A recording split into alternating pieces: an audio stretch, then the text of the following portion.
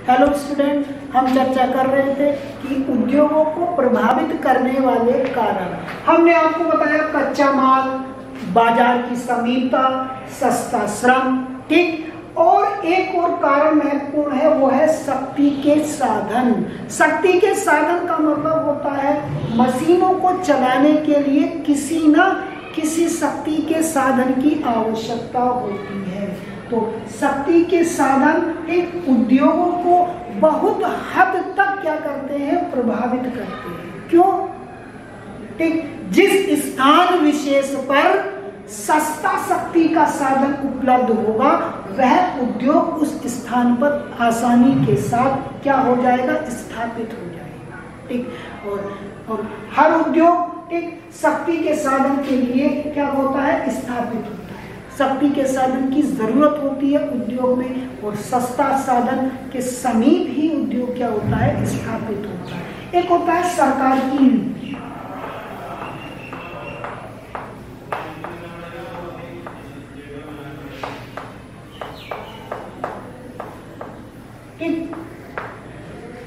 सरकार ये प्रयास करती है कि वह अपने क्षेत्र में ज्यादा से ज्यादा उद्योगों को स्थापित किया जाए।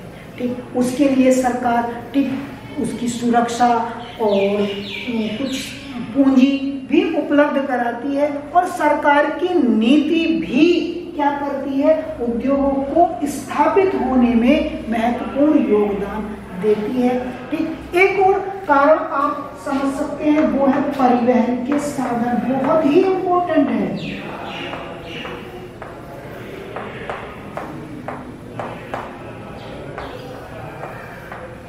उद्योग उन स्थानों पर स्थापित किए जाएंगे जहां परिवहन के विकसित साधन उपलब्ध होंगे। क्यों? क्योंकि बिना परिवहन के साधन के आप उद्योगों तक कच्चा माल और उद्योगों से बाजारों के लिए निर्मित माल नहीं पहुंचा सकते। अतः उद्योग उन्हीं स्थानों पर केंद्रित होते हैं जिन स्थानों पर यातायात के विकसित साधन होते हैं। ये हम लोग पहले भी पूर्व में भी हम लोग क्या कर चुके हैं, चर्चा कर चुके हैं।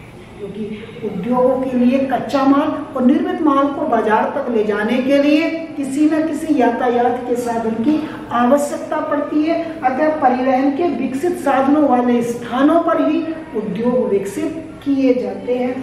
तो ये बेटा उद्योगों को स्थापित होने के लिए प्रभावित करने वाले कुछ कारक हैं, जिसकी चर्चा हम लोग यहाँ पर कर चुके हैं। ठीक, कच्चा माल वो आप समझ रहे हैं। ठीक, बाजार, निर्मित माल को बेचने के लिए बाजार की आवश्यकता होती है। सस्ता श्रम, किसी भी उद्योग में माल तैयार करने के लिए, वस्तु के निर्माण के लिए श्रम की आवश्यकता होती है। ऐसे ही मशीनों को चलाने के लिए शक्ति के साधनों की जरूरत होती है। ठीक, किसी उद्योग को स्थापित करने के लिए सरकार की भी नीति महत्वपूर्ण होती है, क्योंकि सरकार ये प्रयास करती है कि वह उद्योग अपने क्षेत्र में स्थापित किया जाए। सरकार समय समय पर क्या करती है, उद्योगों को आगे बढ़ाने के लिए ठीक आर्थिक रूप से भी सहायता देती रहती है, और साथ साथ ये स्थिति भी उत्पन्न करती है कि वहाँ पर सुरक्षा की स्थिति उत्पन्न रहे। और परिवहन के साधन, ये भी उद्योगों को स्थापित करने के लिए महत्वपूर्ण कारक है। बेटा एक बहुत ही महत्वपूर्ण चीज या महत्वपूर्ण क्वेश्चन आपसे पूछा जाता है कि स्वच्छंदन उद्योग किसे कहते हैं। स्वच्छंदन उद्योग से आप क्या समझते हैं?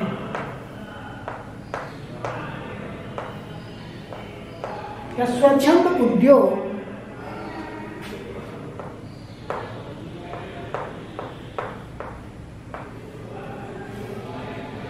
स्वच्छंद उद्योग मैं आपको जनरली बताता हूं, स्वच्छंद उद्योग पुर्जों पर आधारित होते हैं। ठीक, पुर्जे आप कहीं से भी खरीद के और किसी स्थान पर लाकर उसको जोड़कर कोई वस्तु निर्माण कर लेते हैं, तो ऐसे उद्योग स्वच्छंदन उद्योग कहलाते हैं। और इसमें प्रदूषण की समस्या उत्पन्न नहीं होती कि जो पुर्जे कहीं बनाए गए हैं, जहां उनका निर्माण किया गया है, उन पुर्जों को वहां से आप लाकर किसी अन्य दूसरे स्थान पर कोई वस्तु तैयार कर दो, तो सर उनको जोड़ना है, उनको इकट्ठा करना है और वस्तु का रूप देना है। ऐसे उद्योग स्वच्छंदन उद्योग कहलाते हैं। ठीक, इन उद्योगों पे ऊपर जो आपके मूल्य जो उसका भार ह्रास है उसका कोई प्रभाव नहीं पड़ता, यानी भार में जो कमी है उसका इन उद्योगों के ऊपर कोई प्रभाव नहीं पड़ता। और ऐसे उद्योग क्या होते हैं, पुर्जों को जोड़कर या संगठन करके स्थापित किए जाते हैं, तो वो उद्योग स्वच्छंद उद्योग कहलाते हैं। बहुत इंपॉर्टेंट अति लघु क्वेश्चन है कि स्वच्छंद उद्योग किसे कहते हैं, मैं आपको स्पष्ट कर रहा हूं, ध्यान से मेरी बात समझेंगे। स्वच्छंद उद्योग व्यापक विविधता वाले स्थानों पर स्थित होते हैं। व्यापक विविधता वाले स्थानों पर ये उद्योग विकसित होते हैं। इसमें कहा क्या गया है, यह किसी विशिष्ट कच्चे माल जिनके भार में कमी हो रही है अथवा नहीं पर निर्भर नहीं होते। ये उद्योग किसी विशिष्ट कच्चे माल जिसके भार में कमी हो रही है या नहीं हो रही है इस बात के ऊपर निर्भर नहीं करते। अब कच्चे माल के भार में कमी होने से क्या तात्पर्य है, मैं आपको अभी साधारण सा उदाहरण देके बताता हूं कि हम लोग जिस क्षेत्र में रहते हैं वहां पर चीनी उद्योग क्या है, विकसित है, और चीनी के लिए कच्चा माल क्या है, गन्ना है। ठीक, गन्ना अगर समय से ठीक मिल तक ना पहुंचे तो उसके भार में क्या आने लगती है, कमी आने लगती है। मेरी बात आप समझ रहे हैं कि यदि आप गन्ने को मतलब अपने खेतों से बहुत शीघ्र मील तक ना पहुंचाए, 2-4 दिन वहीं गिरे रहने दे, पड़ा रहने दे, रखा रहने दे, तो फिर क्या होगा, फिर उसके भार में क्या हो जाएगी, कमी हो जाएगी। ठीक, तो ये जो स्वच्छंद उद्योग है किसी विशिष्ट कच्चे माल के भार में कमी या ना कमी से इनका कोई लेना देना नहीं होता, या इनके ऊपर इसका कोई प्रभाव नहीं पड़ता कि यहाँ अगर हमने 4 दिन या 6 दिन या 10 दिन या 15 दिन ये माल कच्चा माल वहां तक नहीं पहुंचाया तो क्या हो जाएगा, उसके भार में कमी हो जाएगी। क्यों? क्योंकि मैंने आपको बताया ये उद्योग पुर्जों को संगठित करके इनके द्वारा निर्माण किया जाता है, और पुर्जों यानी किसी के पुर्जे में उसके भार में कोई कमी आने वाली नहीं है। तो ये उद्योग भार किसी विशिष्ट कच्चे माल के भार में कमी अथवा ना कमी के ऊपर निर्भर नहीं होते, ये आपको बताया गया है। इसके आगे यह उद्योग संगठक पुर्जों को निर्भर होता है। किस पे होता है, पुर्जों के ऊपर निर्भर होता है।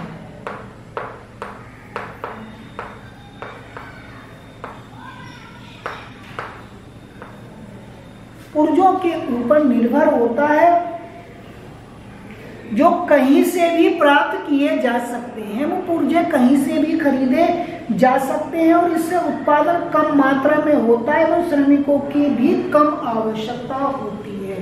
ठीक, कहीं से भी तैयार पुर्जे आप खरीदकर किसी वस्तु का निर्माण कर सकते हैं। इसमें उत्पादन कम होता है और कम ही श्रमिकों की आवश्यकता होती है। ये उद्योग प्रदूषण नहीं फैलाते और इनके स्थापना में महत्वपूर्ण कारक सड़कों के जाल द्वारा अभिगम्यता होती है, और सड़कें तेजी से इन उद्योगों के विकास के लिए महत्वपूर्ण है। तो बेटा स्वच्छंद उद्योग किसे कहते हैं? ठीक, ये उद्योग विविधता वाले स्थानों पर विकसित होते हैं। किसी विशेष वस्तु के कच्चे माल के भार में कमी अथवा नहीं के ऊपर ये उद्योग निर्भर नहीं होते। ठीक, ये उद्योग संगठक पुर्जों के ऊपर निर्भर होते हैं। इनमें उत्पादन कम होता है और कम मजदूरों की आवश्यकता है, कम श्रमिकों की आवश्यकता होती है। साथ ही मैं आपको बता दूं, ठीक, इनसे प्रदूषण नहीं फैलता। सबसे इंपॉर्टेंट क्वेश्चन आप ये पॉइंट है, आपको ये याद रखना है, इन उद्योगों से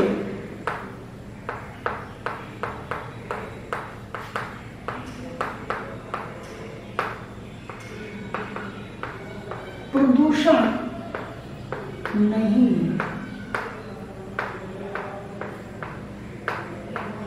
फैलता है। ठीक, तो ऐसे उद्योग क्या कहलाते हैं? स्वच्छंद उद्योग कहलाते हैं। ठीक, और ये उद्योग, इन उद्योगों के लिए कम श्रमिकों की आवश्यकता होती है और कम श्रमिक कम ही उत्पादन करते हैं। और सबसे महत्वपूर्ण इसकी विशेषता है कि इन उद्योगों से प्रदूषण नहीं फैलता। ठीक, तो बेटा स्वच्छंद उद्योग किसे कहते हैं, ये आपको याद रखना है।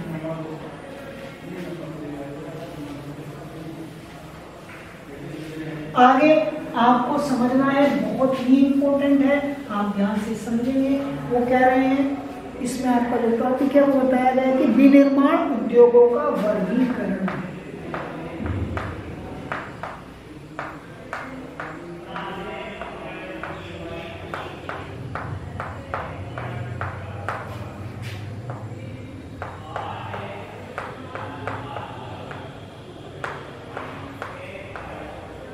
उद्योगों का वर्गीकरण। ठीक, विनिर्माण उद्योगों का वर्गीकरण उनके आकार, कच्चा माल, उत्पाद एवं स्वामित्व के आधार पर किया जाता है। आप याद रखेंगे कि उद्योगों का वर्गीकरण निम्न आधार पर किया जाता है। किस आधार पर, आप समझेंगे।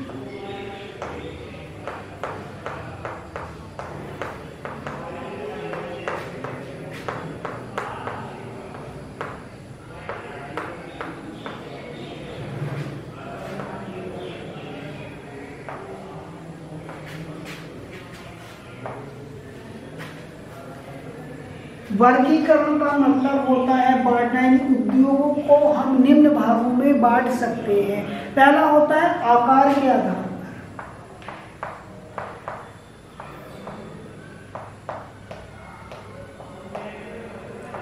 उद्योगों का वर्गीकरण करने के लिए आकार को ध्यान में रखा जाता है, ये पहला आधार है। दूसरा है कच्चे माल के आधार पर।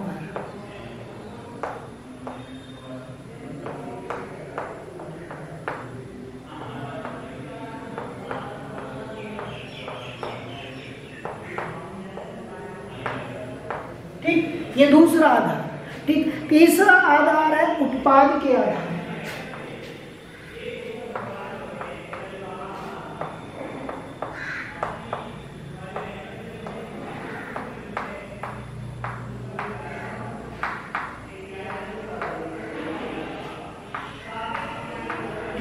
कितना आधार हो गए? तीन। पहला आकार के आधार पर, दूसरा कच्चे माल के कच्चे माल के आधार पर, तीसरा उत्पाद के आधार पर। अब उद्योगों के वर्गीकरण का एक और आधार है, वो है स्वामित्व। वो कौन सा है? स्वामित्व।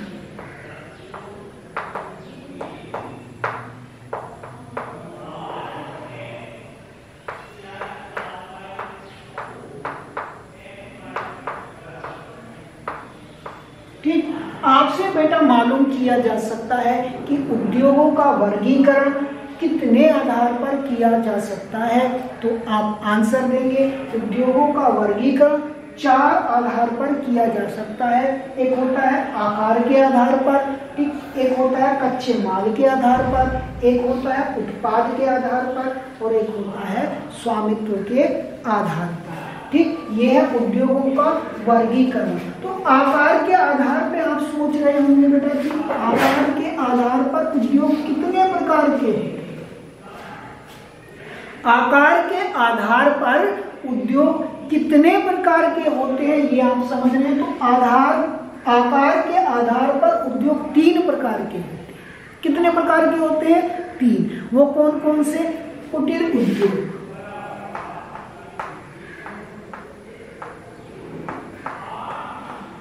ठीक, इनको बेटा एक और नाम से जाना जाता है जिन्हें हम कहते हैं घरेलू उद्योग।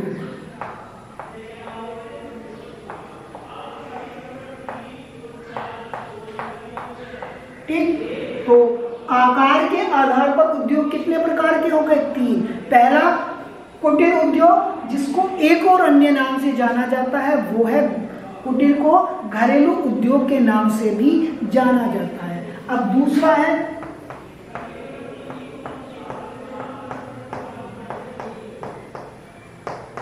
छोटे पैमाने के उद्योग। ठीक, आकार के आधार पर हम उद्योगों को दूसरे भाग में जो बांटते हैं वो है छोटे पैमाने का उद्योग, और इसका तीसरा भाग है बड़े पैमाने का उद्योग, बड़े पैमाने के उद्योग। ठीक,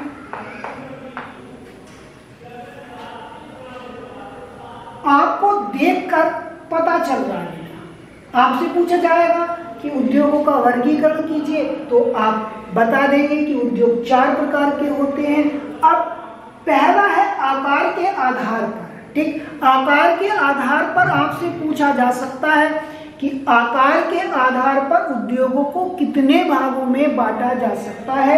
आप लोग आंसर देंगे, आकार के आधार पर उद्योगों को 3 भागों में बांटा जा सकता है। वो 3 भाग कौन कौन से हैं? पहला भाग है कुटीर उद्योग, ठीक, दूसरा भाग है छोटे पैमाने के उद्योग, तीसरा भाग है बड़े पैमाने के उद्योग। ठीक, अब मैंने बेटा आपको ये भी बताया था कि कुटीर उद्योग को घरेलू उद्योग के नाम से भी जाना जाता है। दूसरा है कच्चे माल के आधार पर उद्योग। तो कच्चे माल के आधार पर समझने से पहले हम चर्चा करते हैं आकार के आधार पर। ठीक, तो अब आपको समझना है आकार के आधार पर उद्योग।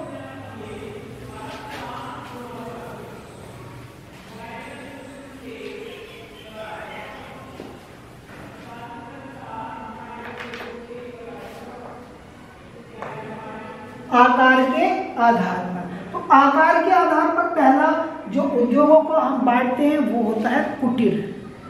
ठीक, और इसके नाम से पता चल रहा है घरेलू। जब घर पर, ठीक, बहुत कम तकनीक और साधारण यंत्रों के द्वारा, ठीक, कोई वस्तु का आप निर्माण कर रहे हैं तो वो आपके कुटीर उद्योग कहलाएगा। ठीक, और इस उद्योग के द्वारा जो अब उत्पादन किया जा रहा है वो स्वयं की आवश्यकता को ध्यान में रखकर किया जाता है, या ये उस चीज को स्थानीय बाजार में बेच देते हैं। ठीक, तो स्वयं या निजी आवश्यकता को ध्यान में रखकर घर पर ही, ठीक, कम पूंजी कम तकनीक के द्वारा जो वस्तुओं का उत्पादन किया जाता है वो कहलाता है कुटीर उद्योग। ठीक बेटा, और ज्यादा स्पष्ट कर रहा हूँ, ध्यान से बात मेरी समझेंगे। कुटीर उद्योग यह निर्माण की सबसे छोटी इकाई है। मैं यहाँ पर इसको लिख लेता हूँ।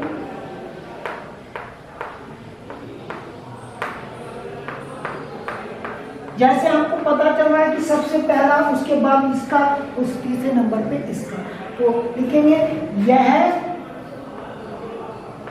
उत्पादन की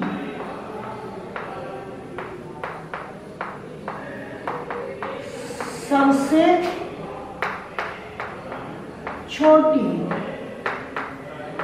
इकाई है। आपसे कुटीर उद्योग की कोई 2, 3, 4 या 5 विशेषता पूछ सकता है। ठीक, कुटीर उद्योग किसे कहते हैं ये भी मालूम किया जा सकता है। ठीक, तो कुटीर उद्योग का मतलब होता है जब घर पर, ठीक, आप कम पूंजी कम तकनीक के द्वारा किसी वस्तु का उत्पादन करेंगे तो वो कुटीर उद्योग कहलाएगा। ठीक, और ये जो स्थानीय या अपनी निजी स्वयं की आवश्यकता को ध्यान में रख के वस्तुओं का क्या किया जाता है, निर्माण किया जाता है। तो पहला विशेषता मैंने आपको बताई कि उत्पादन की सबसे छोटी इकाई होती है। इसमें शिल्पकार स्थानीय कच्चे माल का उपयोग करता है। जो